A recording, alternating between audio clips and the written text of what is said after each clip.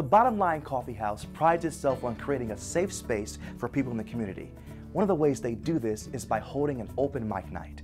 We headed over to the Bottom Line Coffee House for one of these special nights. We're at the Bottom Line Coffee House. We're on 3rd and Prentice. We're about 3 blocks away from Wayne State. We're in what used to be called the Cass Corridor. I think one of the most radical things that we do is that we listen. We create a place where people can be themselves, where people can say what they're holding heavy on their chest. And I take pride in that.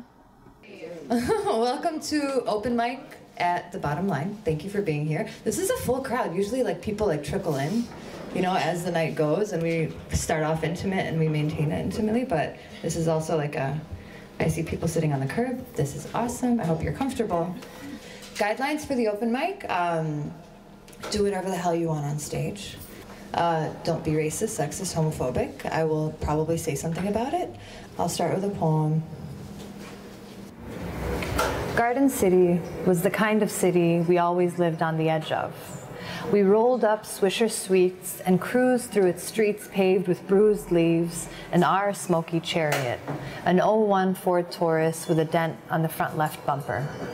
Cracked white paint. It was a place like Westland and Taylor and parts of Dearborn, but not like Inkster. There, the perimeters of plazas were perpendicular with parking lots for the $5 shoe outlet, where we got our shoes for prom and some Wednesdays, and the beauty supply, where we got our fake eyelashes, those of us who had plucked them all out, like some birds do when the cage is too small. There, they had tanning salons named for their vacation destinations with their families: Palm Beach, Hawaiian, Back to the Beach, Tropic Sun, and Boca. There worked the white girls, their orange shoulders like bare branches where birds would otherwise perch. Our brown boys took them to prom instead of us. People who are not exposed to Muslim narratives, people who are not exposed to the Arab narrative, our villainization is so visible to them, but our fear is not visible. Our fear as people coming from those parts of the world, our fear for our own safety, or for our own lives, or for the lives of our loved ones, or for the fear that we have for the lives of people that we care about, or people who are from the same places as us, is completely invisible.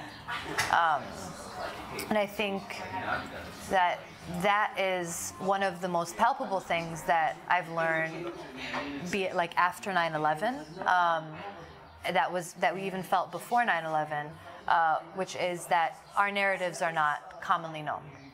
Our narratives are even brushed aside. Our narratives are invisibilized. And so poetry for me is a means of understanding my own story, and understanding it in a way that actually communicates not only the narrative itself, but the feeling that comes about with that narrative, or even an abstraction of that narrative into a feeling in itself, or an object of poetry in itself, hoping that I can develop a language around that to communicate that and to let it live on the page without necessarily having me be the one to have to communicate it. And it's my story. There are plenty of other stories that are out there or that need to be communicated, that I think that we need to create more environments to pull out those stories, safe spaces to be able to communicate those stories.